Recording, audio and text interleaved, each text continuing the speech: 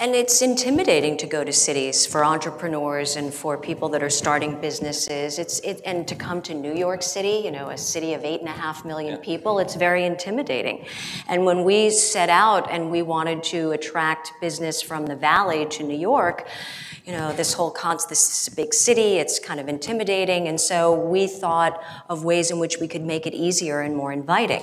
But it is attractive for entrepreneurs to be in cities, and what we heard over and over again is the density of the city, the diversity of the city, specifically New York, that you couldn't find anywhere else. And the fun part of the job was going out and talking to people and startups in the 5 boroughs and getting their perspectives.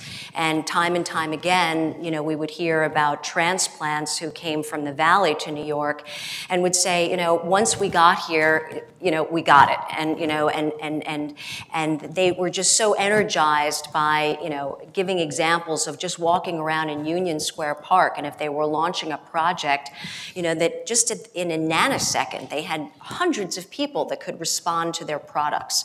Or they could get on the train and go to Queens and get off of each train station in Queens and have a different ethnic community responding to them.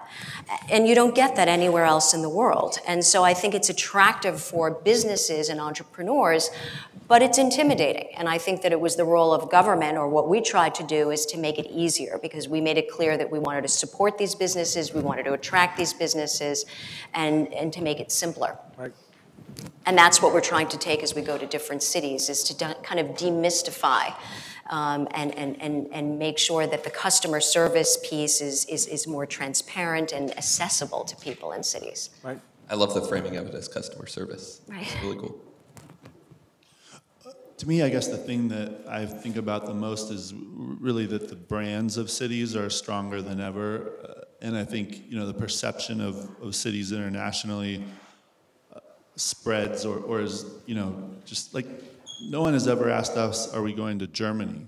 I've never heard that once, but I've heard, are we going to be in Berlin soon, like, you know, 1,000 times. So there's something about the brand that develops around a city, and of the creative class and of the energy that exists there. And, you know, it just seems to be, there's this conversation that people are having across the world about the hotbeds of, you know, innovation and activity. And whether accurate or not, it certainly makes you feel enticed and excited about going there. And I'm saying that obviously from an American's perspective, and certainly in countries, you know, we may have that wrong from the outside. But I think for us, looking at new markets, it literally makes a difference if you think about, you know, you drop down the location list and you're like, ooh, cool, like, that's a cool city, like, I want to go there. Like, it makes a difference because each one of those has a brand value,